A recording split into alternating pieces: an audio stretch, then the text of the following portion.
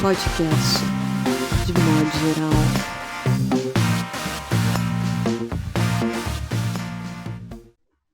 Olá, tudo bem? Está começando mais um podcast de modo geral, número 9.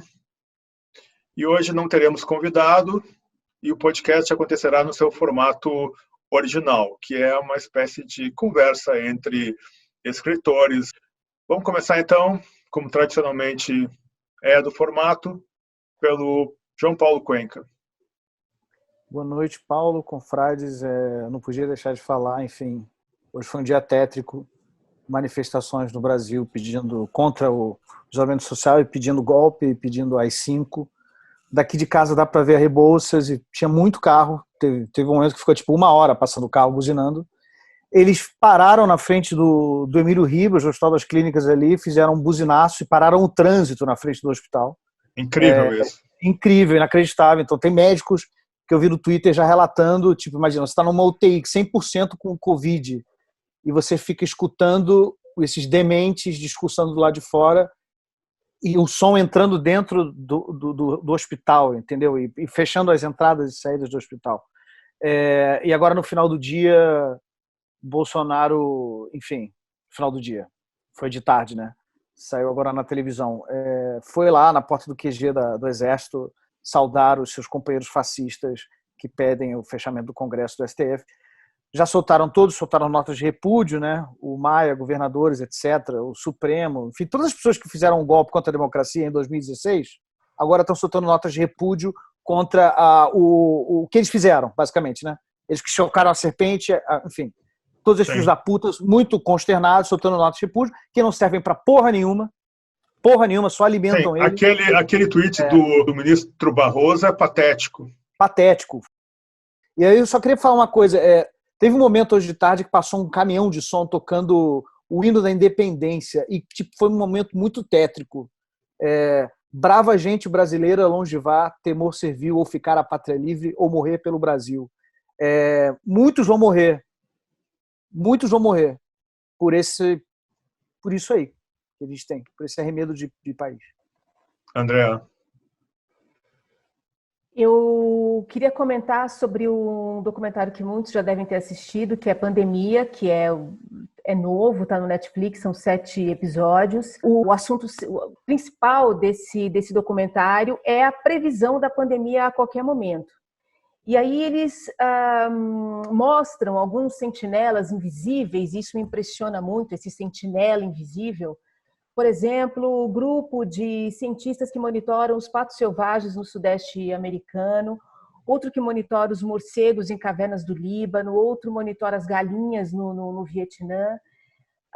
Um outro grupo tenta a Sentivax, que é a vacina que seria universal para a gripe seria uma memória do passado, tem uma previsão de que ela fique pronta em 2025 e durante o documentário, que termina no final de 2019, eles quase pegam isso daqui, né? Eles haviam conseguido testar em porcos, mas ok, funcionou, mas são 7 doses e até o final do documentário, que foi em agosto de 2019, eles estavam em 3 e a ideia era que fosse uma. Mas até aí, as imagens, por exemplo, da epidemia de H1N1, da gripe suína, no Rajastão, uma coisa assim muito impressionante. Depois a da gripe aviária no Vietnã e a que me impressionou também, claro, que acho que chocou todo mundo, que foi o surto de ebola.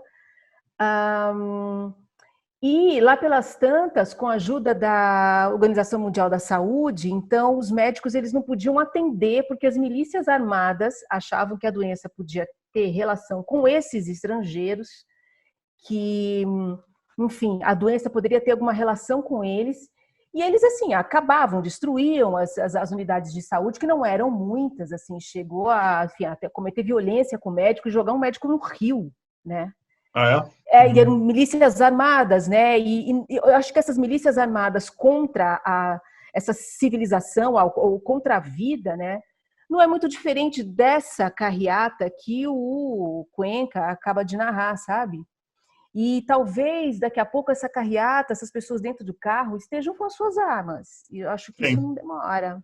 Sim. Acho que isso não demora. E por acaso hoje, só para assim, terminar, eu estava vendo uma matéria num jornal israelense falando sobre a pandemia no século XIV que mudou ao Egito faraônico. Uma gripe de patos que causava inclusive pneumonia e que fez com que o Egito fizesse uma fronteira assim, que impedisse o comércio com o norte por 20 anos.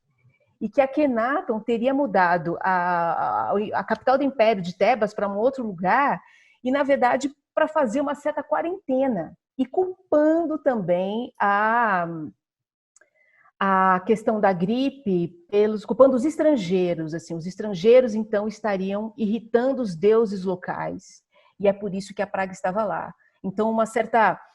Você vê, século XIV, sabe, antes de Cristo, né? Assim, a gente está falando de uma pandemia e de como... E isso, nessa matéria, falando da teoria, que isso teria, inclusive, levado a Akhenaton pensar, criar, né, instaurar o monoteísmo.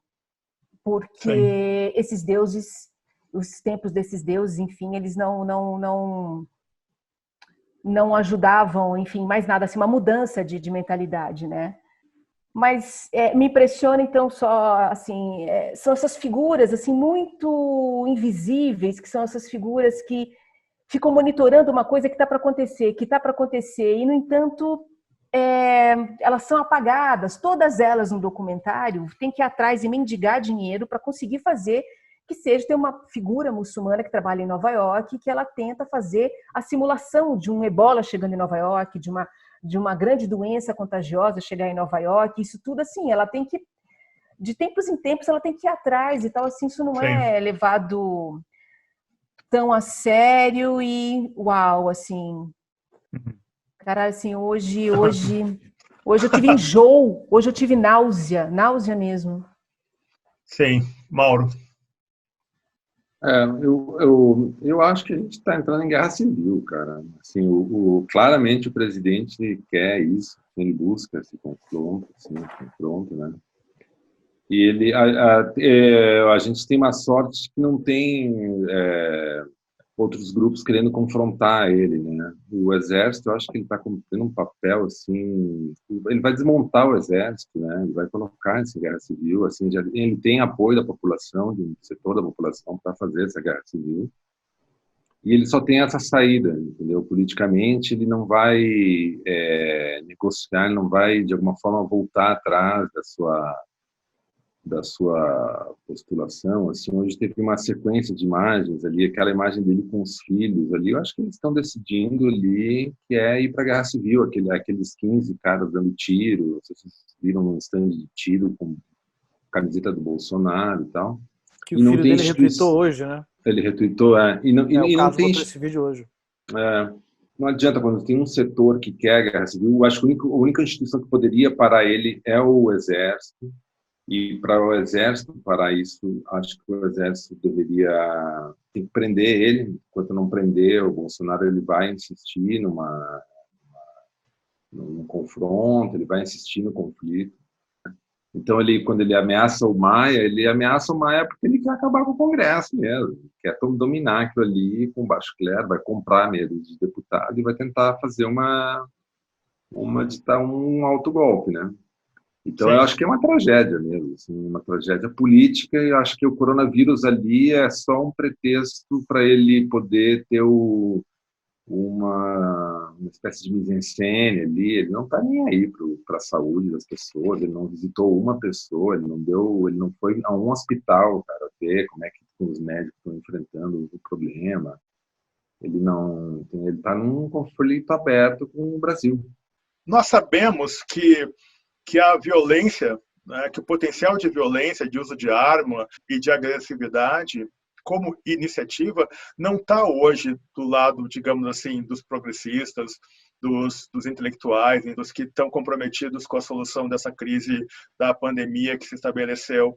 E esses caras que foram para a rua hoje, como o João Paulo Cuenca na rua, quer dizer, essas pessoas estão dispostas, e como a André Del Fuego disse, quer dizer, daqui a pouco esses caras vão estar carregando armas nas suas SUVs. Hoje eu fiquei imaginando nesse confronto, e recomendo que as pessoas procurem no YouTube, houve uma manifestação hoje em Porto Alegre, em frente ao comando do Exército, na Rua dos Andradas, em Porto Alegre, pedindo a ditadura militar, e 4, 5 pessoas passaram por essa manifestação e se manifestaram lá. E essas pessoas foram escorraçadas e foram agredidas, e um sujeito, um brancão todo ignorante, visivelmente um cara com problemas, ele parte para cima de uma das meninas, agredindo sem interrupção. Quer dizer, você vê ali uma situação muito clara, e eu fiquei imaginando, talvez naquele grupo, alguém que pegasse um porrete para defender as meninas, certo? Ou para contra-atacar, certo? Esse contra-ataque, naquele momento crítico, autorizaria com tranquilidade um daqueles imbecis de pegar, por exemplo, uma arma ou uma faca e partir para cima de quem reagiu. Então, quer dizer, vem um momento bastante crítico, concordo com vocês três, e eu estava pensando justamente nisso. Assim, você vê as Forças Armadas totalmente absorvidas, incapazes hoje de articular uma reação institucional contra essa postura absolutamente incendiária do presidente. Porque eu concordo com você, Mauro, esse presidente ele não tem nada a perder. Ele é extremamente, assim, digamos assim, como na perspectiva da composição de uma personagem, um sujeito altamente perigoso, porque ele não tem nada a perder.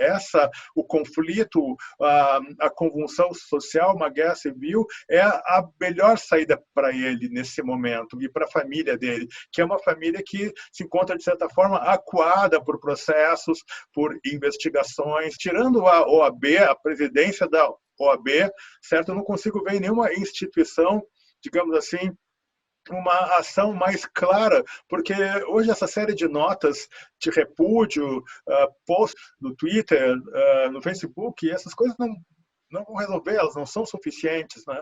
Quer dizer, é um quadro extremamente crítico, e acho que hoje sim é uma espécie de marco.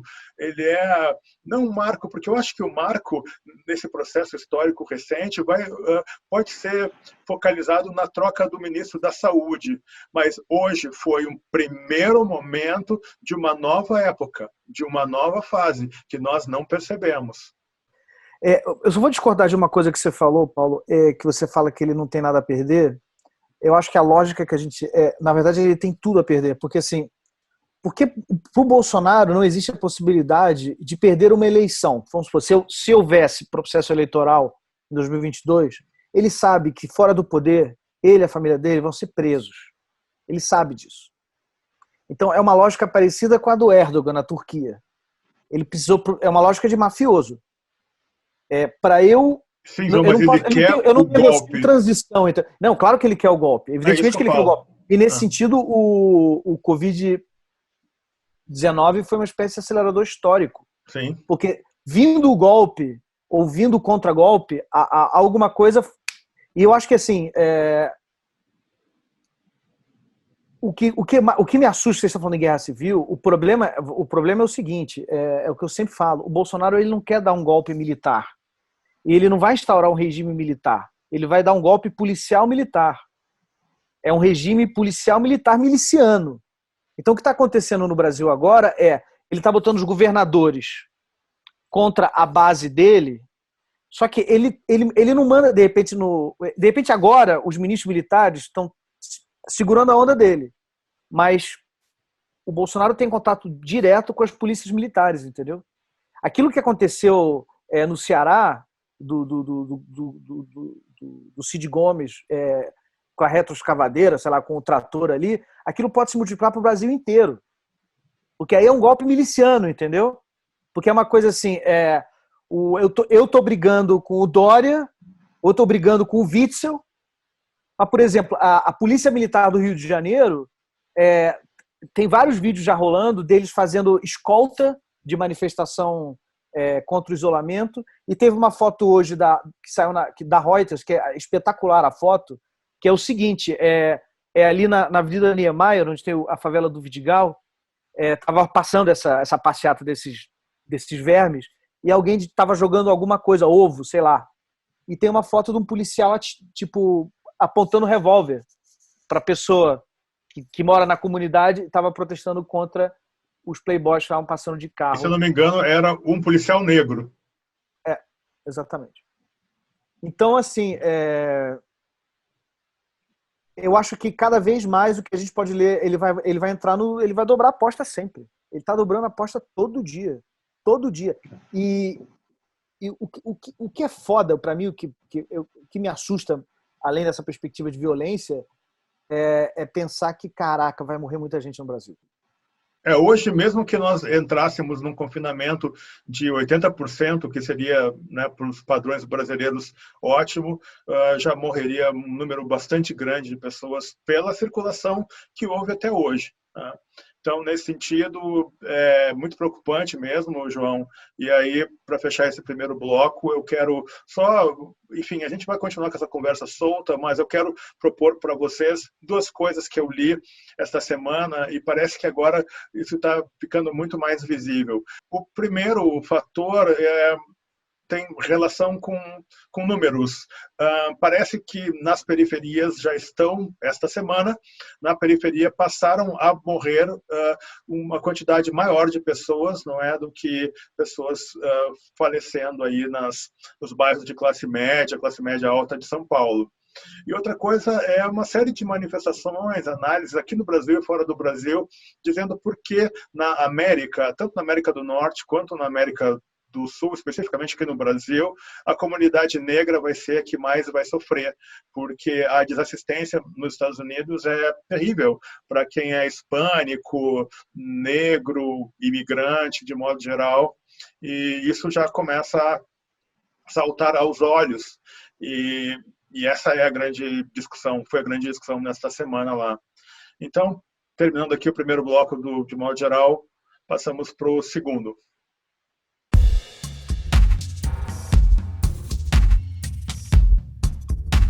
Podcast, de modo geral.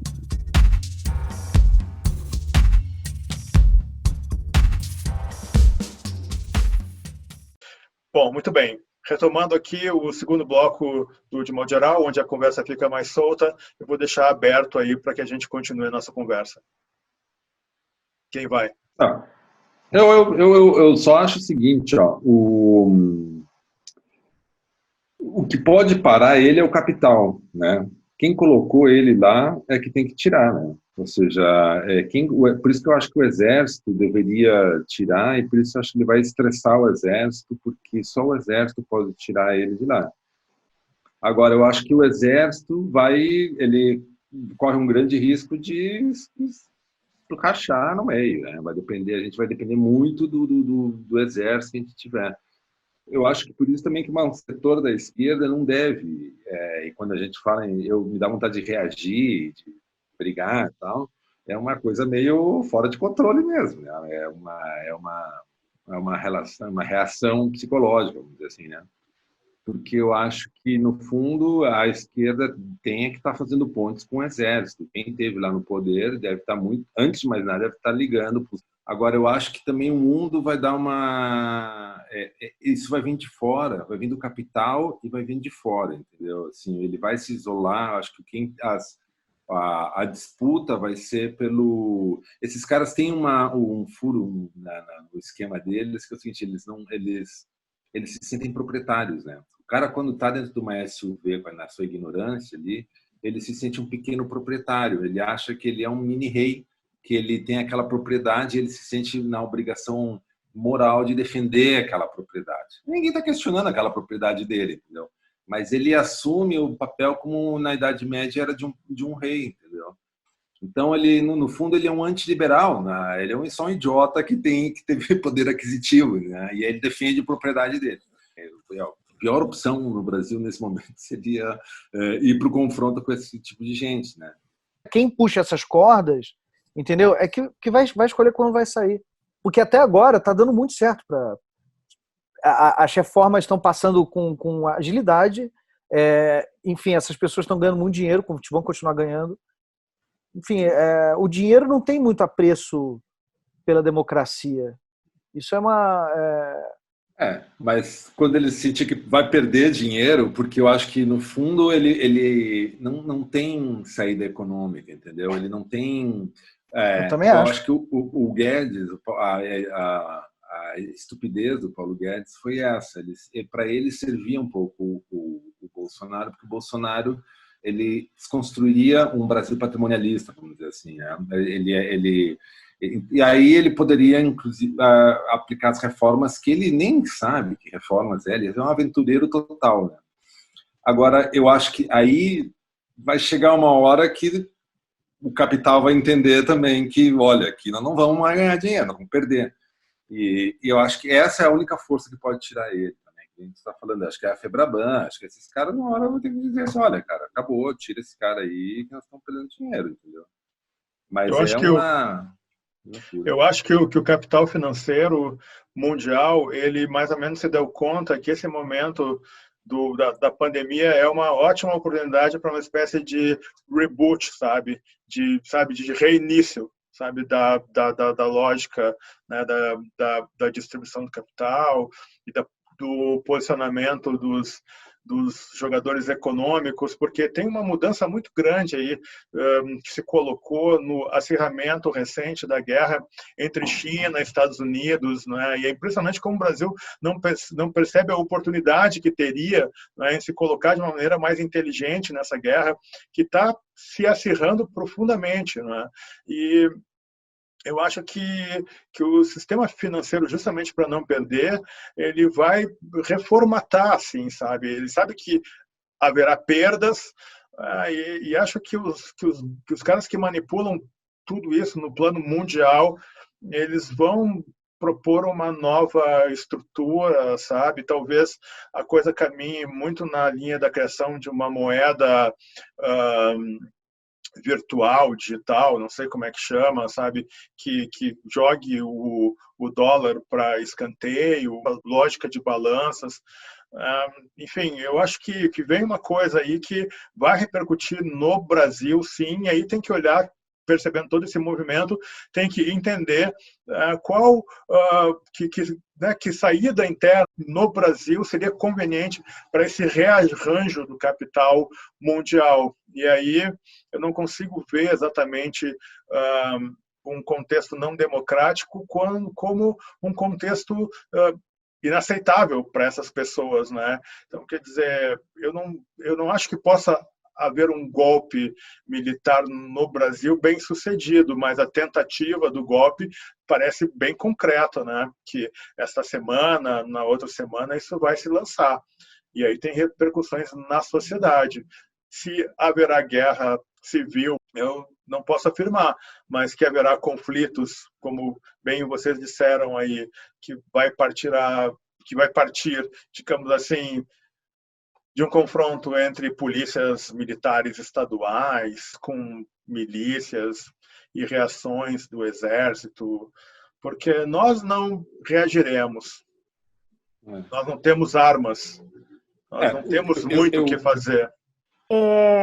Eu acho que uma das razões pelas quais também se vai contra a quarentena também é pelo fato de interromper essas reformas e essa coisa toda que tinha que ser muito rápida, né?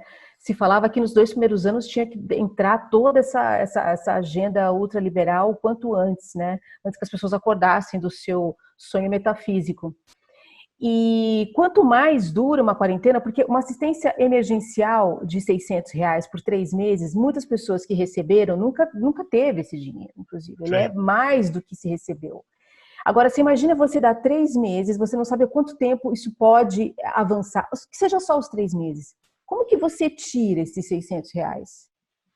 Como que você tira esses R$600? E isso envolve uma outra agenda, é uma virada de pensamento também, é uma coisa completamente que se opõe, e daí em termos de plano econômico mesmo, que até então não havia aparecido com tanta força.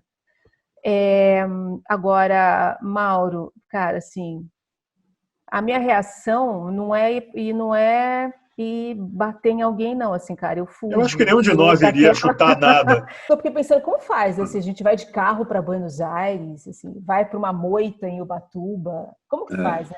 E você sabe que eu tenho amigas que retornaram contato comigo agora, que são amigas da adolescência. Eu tenho uma amiga, que foi minha amiga da adolescência, assim, a gente descobriu a vida juntas, assim. A gente tem segredos que morrerão com as duas. Hoje ela é policial civil do interior de São Paulo, ela anda com um revólver na cintura, ela anda com uma roupa de couro, ela tem uma Kawasaki, ela anda pelas estradas com essa Kawasaki, com essa pistola. E assim, isso tem muita coerência com o que ela sempre foi, sabe?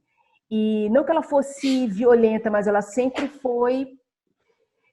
mediu os limites, assim, que era muito uma coisa que me atraía como amizade. E falei, nossa, essa é minha companheira para a gente entender o que tem lá do outro lado de alguma coisa, né?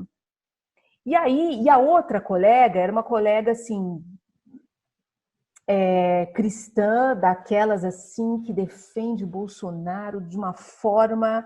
Ele é Messias, ele não é o Jair, ele é o Messias. Bom, tem esse fator também, não é? Religião. E aí, e assim, a gente está conversando, de repente elas vieram assim muito afetuosas e tal, e a gente, assim, numa reaproximação, a gente fica assim, tentando não tocar nesse assunto, mas vai ter uma hora que a gente vai ter que falar nisso com a intimidade que a gente já teve há anos atrás. Mas aí eu lembrei disso pelo seguinte, também por conta ou foge ou ataca, né? De onde pode vir uma mediação, sabe? Alguém que comunique outra vez, assim, uma parte da população com esses 30% que de repente se tornou aqueles eleitores mais fiéis do Bolsonaro, que não são mais os caras anti-PT, né? É outra coisa, né? É outra coisa. São esses que estão arrependidos e tal. Eu fico monitorando esses grupos de Bolsonaro e youtubers e tal desde a eleição, e tem um que eu acompanho sempre, que estava quando começou a primeira saída do Bolsonaro, sem máscara, sem nada, o grupo perdeu 1.000 inscritos, assim. E de lá para cá, eles ganharam 4.000 pessoas. E uma das pessoas disse assim hoje, se todo mundo for contaminado na nossa carreata, a culpa vai ser do Dória, porque ele obrigou a gente ir à rua para pedir a abertura e a liberdade. Então, assim... Eu acho que é irremediável. Não é mediável e é irremediável. Essas pessoas foram. E, assim, tem um ponto uma trava de comunicação você dialogar com um fascista, né? Até que ponto você abre esse diálogo? Até que ponto você... Eu não estou dizendo que elas sejam fascistas, mas uma parte... Agora, tipo, essas manifestações de hoje foram super violentas, estão explicitando isso. Tipo, porque não foram 57, não tem 57 milhões de fascistas no Brasil. Não tem. Mas o núcleo duro do bolsonarismo são fascistas desavergonhados, são fascistas. Discurso fascista, falam em fuzilar a oposição e ódio, dar uma porrada nas pessoas porque estão com a camiseta vermelha na rua, etc. Até que ponto existe possibilidade de dialogar com essas pessoas? Eu acho que não existe. Eu acho que elas têm que ser presas. Por isso que quando o Mauro fala em guerra civil, eu concordo totalmente. Vem uma guerra, hein? Porque essas pessoas, elas hoje são, João, irredutíveis, sabe? Eu acho até que não é 30% André Del Fuego. Eu acho que é até menos do que os analistas dizem aí quando falam em 20%. Eu acho que é menos. Diminuiu mesmo. Sabe? Agora, mas é uma base assim coesa, pavorosa. É uma base.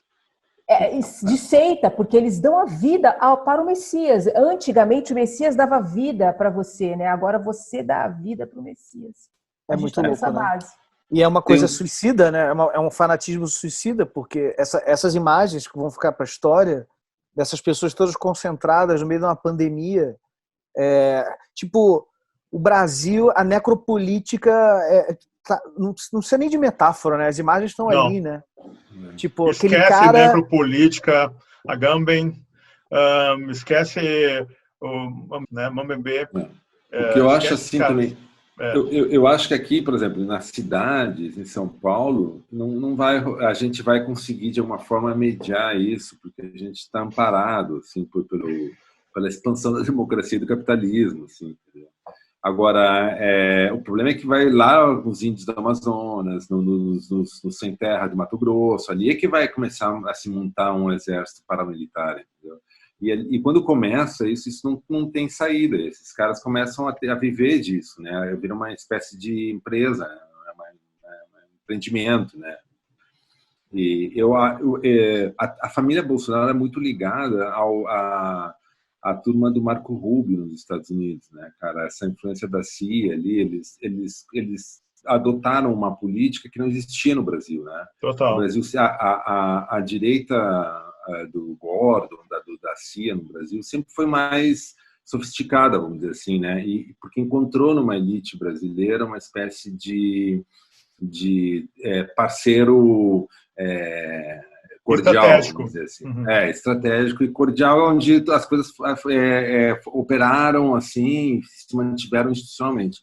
Essa turma de agora, a turma do Bolsonaro, do Eduardo Bolsonaro, principalmente, tal, eles têm um contato muito próximo, cara, com a direita venezuelana, que é uma direita escrotíssima, entendeu? Assim, a gente pode fazer todas as críticas ao chavismo e tal, mas eles enfrentam um império ali querendo matar todo mundo, cara, entendeu? Então ali é que mudou... Mauro, não sei se você concorda, mas aquela postagem do Carlos Bolsonaro juntando aqueles caras com arma num estande de tiro, não é, com a camisa do pai dele e atirando daquela forma, foi totalmente ao encontro dessa extrema-direita, não é, que é informada pela extrema-direita norte-americana e que hoje vem ganhando espaço na Venezuela, enfim, né, em outros países. Se a gente fala de Venezuela, me desculpa, não tem nada mais chavista do que essas imagens, do que o Bolsonaro produz.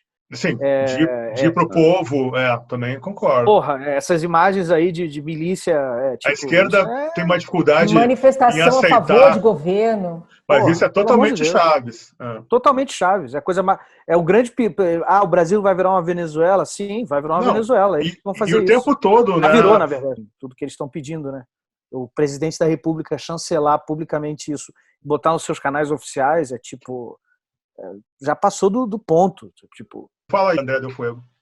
Não, é porque você comentou antes uma coisa muito interessante sobre a população negra e latina e que lá na América do Norte, aqui provavelmente são as pessoas que, enfim, que a taxa de mortalidade é maior e tal, né? E normalmente essas pessoas têm a pressão alta e diabetes, que são doenças adquiridas e são adquiridas por estresse, por má qualidade de vida, má nutrição, por tudo isso, né? E essa doença, agora se vê, por exemplo, que as pessoas elas chegam com uma saturação baixíssima e a respiração normal, porque o vírus ataca justamente esses lugares onde essas doenças já enfraquecem, que é a circulação sanguínea. Então as pessoas têm derrames, elas têm trombose, elas têm embolia pulmonar, que são coisas que a diabetes também pode levar, e a hipertensão também, né? Então, eu vi a taxa do Morumbi, por exemplo, sei lá, não vou me lembrar do número exato, mas se tinha 257 casos confirmados, 7 haviam morrido. Em Brasilândia, um número menor de infectados, com uma taxa de, sei lá, 30 mortos, uma coisa assim, né? E isso, assim, uma seleção que, assim, biologicamente, isso não deveria, assim... atingir, essas pessoas não deveriam estar vulneráveis, assim, nunca, e isso deixa tão claro, assim, de um jeito tão dantesco, sabe? E claro que, imagine uma doença que possa matar velhinhos e que possa matar esses vulneráveis, as vantagens mesmo, né, que há para isso, né? Sim, e total, que ninguém vai total dizer, vantagem. Ninguém vai falar a palavra eugenia nesse momento, ninguém vai assumir uma coisa como essa, mas deixar rolar que 70% vá de uma vez, assim, a gente já viu agora que o nosso sistema em São Paulo vai matar menos os brancos de classe média e classe média alta. Isso já ficou claro por essa estatística. E isso coincide com um ânimo e uma abertura para que essa doença aconteça de uma vez, sabe? para se adquirir imunidade, não se sabe nem se a Covid-19 não é uma doença, inclusive, crônica, se ela não é algo parecido com o HIV, já que em alguns países ela foi reativada, o que é completamente diferente de ser recontaminado, né? Você diminui a carga viral, mas ela pode voltar, quer dizer, um troço desconhecido ainda por completo, com reações ainda... E muito, agora já se fala abertamente que ela é 10 vezes pior do que o H1N1. A gente tem simplesmente uma SARS altamente contagiosa.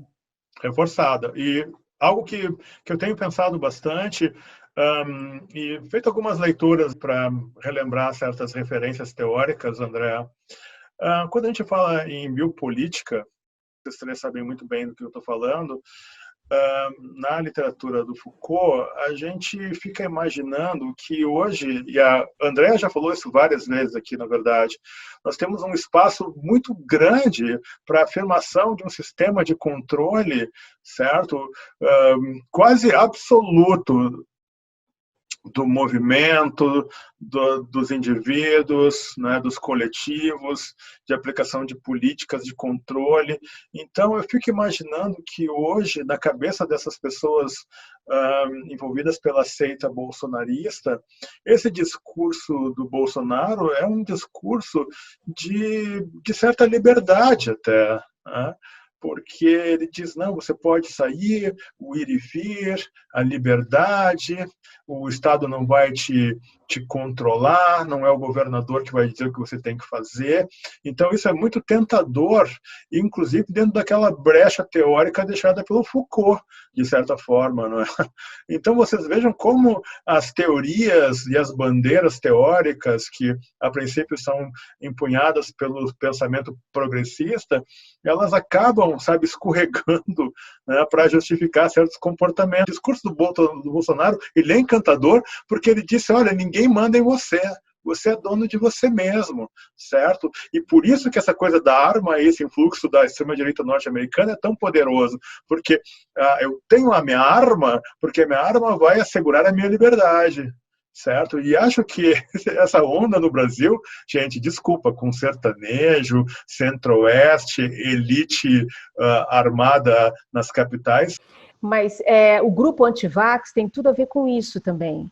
E no Oregon teve tinha manifestações na frente de um fórum que era para conseguir que não fosse, enfim, não rolasse a lei que faria com que todos os alunos, para entrar numa escola, teria que ter a vacinação toda completa e tal. Sim, você falou isso há um mês e meio atrás. Foi, e uma das mulheres que é entrevistada, inclusive aparece nesse documentário Pandemia, mas aí a figura era uma figura progressista, numas assim. E é muito próximo de figuras que eu já conheci na época em que eu tive o filho, que daí você começa a ficar com essa história da vacina e tal. Ele teve uma médica que chegou a sugerir que ele teve a sua primeira crise de asma porque ele tomou a vacina de sarampo. E era uma médica da classe média alta de Pinheiros, entende? Sabe? Figuras que voltaram no Haddad, assim, não era É um negócio que eu não sei como, porque tinha uma coisa de egoísta, o meu filho é uma continuação desse território que é o meu corpo e eu sei o que fazer. A coisa do meu corpo, minhas regras, foi por um sinal trocado hediondo, sabe? E a ideia de que, por exemplo, o cara que está na SUV, que acha que ele tem um corpo que está protegido por esse troço todo, quando ele desce, não está mais. O cara que está do lado dele, esse corpo é um só. O vírus coloca e joga na tua cara isso. Porque a imunidade de rebanho, com 60% das pessoas ou 70% das pessoas vacinadas, você pode se dar o luxo de não se vacinar, né? Mas sim, o sarampo voltou nos Estados Unidos, assim, uma coisa... Sim, a Europa pensa então, assim. A biologia também esclarece algumas coisas sobre limites da liberdade, sabe? No fim das contas. Eu acho que o que vai sair dessa crise toda é um fechamento das fronteiras, que nós já falamos isso aqui várias vezes, mas um protecionismo econômico bastante sério, sabe? E acho que alguns malucos aí principalmente do agronegócio brasileiro, eles têm uma ilusão, ou talvez eles estejam certos, de que o Brasil vai ter muito trunfo na mão, porque é um país que produz comida, produz alimento, é um país que, se organizar, vai poder ficar com as portas fechadas. Claro, isso tudo é conjectura, não tem como se ter certeza de nada, né? Mas mas eles momento em que as loucuras... exportar soja. Mas é um momento em que as loucuras todas, como você acabou de falar, elas estão rodando aí, né? Eu só acho Não, eu só acho isso, que no fundo eles estão iludidos. É uma ilusão achar que tu consegue te fechar hoje com uma espingarda no teu... Assim, isso turou lá, entendeu? Nos Estados Unidos, beleza, entendeu? Tu consegue te fechar num sítio e defender tua liberdade. É bonito, é legal, entendeu? Eu também tenho esse sonho de um dia morar no meio do mato e cagar pro mundo, entendeu? Mas o problema é que isso é impossível do ponto de vista prático, né? E biológico, do ponto de vista básico, biológico, essa liberdade ela não está dada, a gente inventou a liberdade. Sim. E não existe, e é uma coisa, enfim, a liberdade é um conceito que não existe liberdade individual fora do coletivo. Então, é o exército que tem que tirar esse cara daí, entendeu? Também acho, eu acho que... Vai Cara, ser mas é muita derrota para nós que lutamos pela redemocratização do país. Pelo menos eu e o Mauro estávamos comemorar lá, um golpe militar. Que você, né? Ficar esperando e torcendo pela intervenção militar, eu acho derrota absoluta. Eu peguei o Chile de 73. Por definição. Abertura, eu já peguei, já não aguento mais, velho. Deu, né? Agora, só ontem teve esse festival, que eu acho que também tem um dado importante ali, tá? Nesse festival dos roqueiros do mundo, né? Porque, na verdade, o que é o rock, né? O rock é um pouco uma espécie de marketing do liberalismo, né? Assim, a música pop, né? Quando a gente vê aquele... É indústria, né? O rock sempre foi indústria. É uma indústria. Quando ele foi roubado dos negros, exatamente, ele já virou indústria.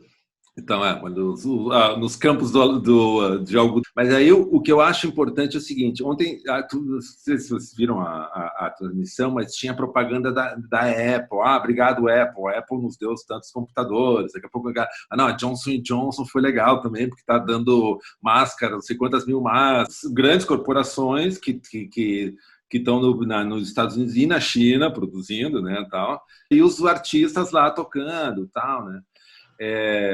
Claro que toda essa produção cultural faz parte dos nossos afetos, esses aspectos assim que são complexos e contraditórios, vamos dizer assim, dessa luta que no fundo estava o mundo inteiro procurando remontar seus afetos dentro de casa, mas também tem ali uma indústria ali que está por trás disso, tem uma ideologia, um valor moral ali nisso tudo. Então, assim, no fundo, a gente está aqui isolado, mas está aguentando um fascista aqui que está querendo dar um golpe e tal, e contra a globalização e não sei o quê. E daí, do outro lado, tu tem essas indústrias e não param, né? Que não param. Seria muito legal se o Brasil tivesse uma espécie de narrativa própria, né, cara? Mas só que, como eu estava falando, a nossa Febraban e não serve para nada, né, cara? Ou a Fiesp aqui também não serve para nada. Então, a gente está mais fudido ainda, porque a gente não está nem num lado e nem no outro, né? A gente está, assim, brigando contra o vírus, contra o presidente, e também não está tentando remontar os afetos, assim, dentro do... Então, estamos fudidos mesmo. Aí que tá. Eu acho que esse é o momento... bestializado pela janela, né? Eu acho que esse é o momento em que os afetos estão sendo remontados, sabe? E apesar do acirramento de posições que vai levar, talvez não a guerra civil, mas a confrontos aqui e ali, né, combates físicos, sei lá, a gente está refazendo aí um caminho, talvez, novo. A gente que tá privilegiado aqui, né, cara, que consegue se isolar, que consegue... mas a articulação, digamos assim, reativa da comunidade negra norte-americana, que está sendo visivelmente descartada, né, pelos seus governos, né, quer dizer, está gerando respostas muito interessantes. Você vê uma movimentação e uma articulação da periferia, pelo menos aqui em São Paulo, que eu tenho acompanhado mais de perto, e alguma coisa de Porto Alegre, que que vai gerar, digamos assim, um acúmulo de experiência, de cultura, não é? De engajamento, que, passado essa crise, pode dar resultados interessantes. Eu acho que a periferia ela está tomando uma consciência, claro que não tomou ainda, né? Mas pessoas já começam a se mexer nesse sentido aí, de articular soluções. E, como vocês já falaram outras vezes aqui no De Modo Geral, o Estado, em algum momento, ele vai ter que perceber que o funcionamento de antes ele não vai dar certo daqui para frente. Você vai ter que reconfigurar isso. Essas pessoas apaixonadas pelo Bolsonaro, que querem um Brasil que nunca existiu, isso é muito uma doença da era Trump, né? Quer dizer, um ufanismo, um Brasil que nunca existiu, onde as pessoas brancas tinham seu espaço, e o homem de bem tinha o seu espaço, e a mulher ficava no seu cantinho, e os negros não incomodavam, e os gays ficavam em silêncio. Quer dizer, esse mundo de retorno pelo qual elas lutam, que leva elas a irem para as ruas com seus carrões, quer dizer, isso não vai existir mesmo a partir do final dessa pandemia, né? Mas é isso, meus caros. Vamos fechar aqui o segundo bloco do De Modo Geral e vamos para o terceiro bloco.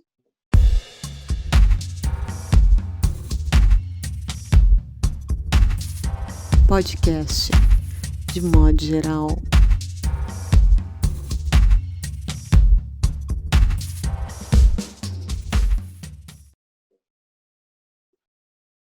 Olá, tudo bem? Estamos no terceiro bloco do De Modo Geral, onde pegamos pessoas e figuras que nos últimos dias dariam bons personagens de romance ou conto.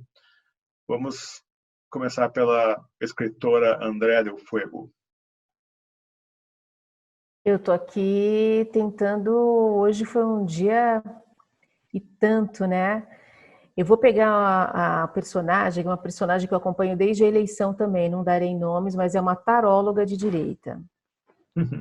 E aí ela tira cartas para as pessoas, assim, dando o que elas querem ouvir, né? Então ela começa a ver, gente, tem problemas, mas vai dar tudo certo. E ela fala exatamente, o léxico dela é exatamente igual há 2 anos e meio. E as pessoas vão lá cada vez mais, e ela é monetarizado, né? Então, assim, ela ganha dinheiro com o YouTube. Ela é uma dessas figuras que organizam as carreatas. Então, quando eu assisto também quando ela está ao vivo, na frente de um quartel.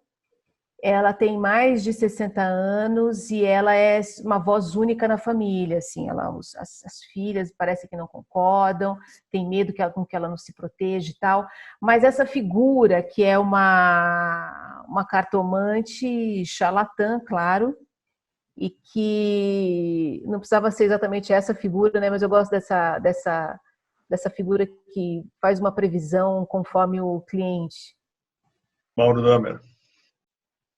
Eu penso no ministro da Saúde lá, cara, esse cara meio zumbi, morto-vivo que surgiu do nada e tal. E aí eu fiquei pensando, o que faz um sujeito, velho, aceitar assim, esse cargo, né? Que é um cargo totalmente, assim, ele viu ser fretado o outro cara lá, o Mandetta, que já não era grande coisa, né, o Mandetta. Da onde que surge essa moralidade, né, cara? Esse tipo de maluco que o cara tem uma formação supostamente assim, razoável, né? Tá em Oxford e tal, né? E outras faculdades e tal. Mas daí ele assume para se tornar uma espécie de sub do Bolsonaro. O meu personagem seria esse medíocre brasileiro que não consegue, assim, tudo ele entrega para essa vida hipócrita, né? Para essa vida assim, e está estampado nas olheiras dele, está estampada essa mediocridade na postura física dele, tá? E aí eu criaria uma espécie de personagem assim horrível, assim, um cara muito escrotíssimo, assim, que sabe que vai ferrar, que assume para ferrar, para fazer o serviço sujo mesmo. Certo. João. Bem, veio agora o personagem.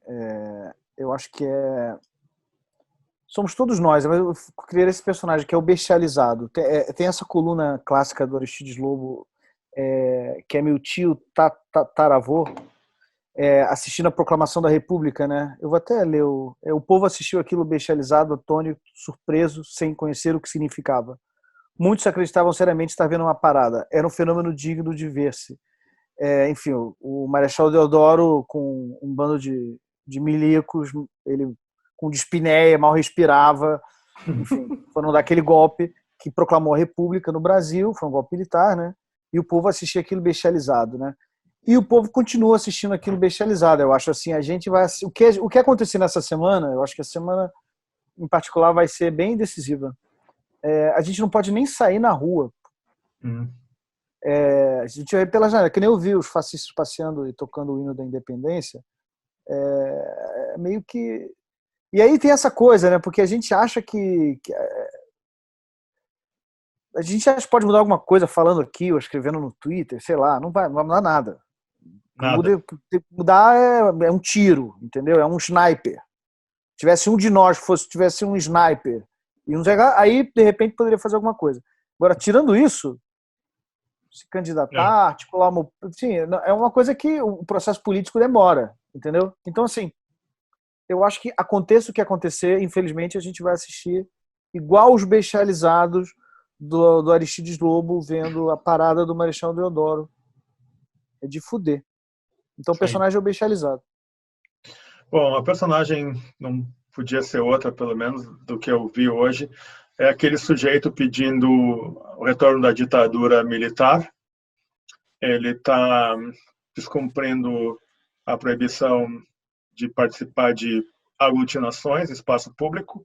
E eu não me informei em que estado foi exatamente, mas ele está lá fazendo o protesto dele, e lá pelas tantas o soldado da polícia militar que estava na frente dele se volta, vem na direção dele e diz para ele: você está preso.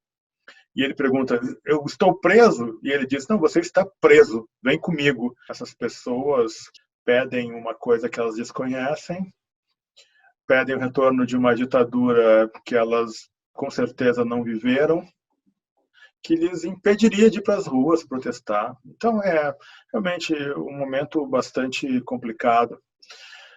Agora, a personagem que eu gostaria de apresentar mesmo seria o ministro Barroso, viu? Com seu tweet, fazendo seu protesto, porque parece, de tudo que eu li, assim, me pareceu o mais ingênuo, sabe? O menos consciente, sabe, do seu papel real, assim, porque um membro político do poder judiciário, né, do ápice do poder judiciário, não poderia ser tão ingênuo a ponto de colocar fazer uma postagem daquelas no Twitter, né? Isso revela para mim bastante a complexidade do momento que a gente vive hoje. Então a gente fecha com essa rodada de manifestações, o terceiro bloco e o podcast de modo geral número 9. Até a próxima.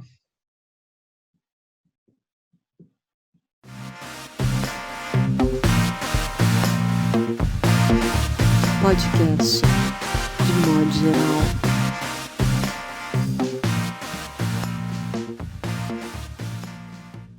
Por exemplo, hoje eu vi o Fantástico. Aí a Globo mostrou, decupou a coisa do Bolsonaro lá com os fascistinhas na porta do QG do Exército em Brasília. Várias vezes falou, não, porque afronta a Constituição, que ele fala, não sei o que lá, e tipo assim, uma montagem super assustada, uma fala grave e tal. Aí eu lembrei da Globo e da Globo News fazendo entrada ao vivo e falando para as pessoas virem para as manifestações do impeachment. Tá muito tranquilo aqui, o metrô tá liberado, inclusive, o governador mandou liberar o metrô, e vocês podem vir, que tá muito família, um clima ótimo aqui. As pessoas de bem. As pessoas de bem, entendeu? Essas pessoas de bem, tipo, puta que pariu, mano.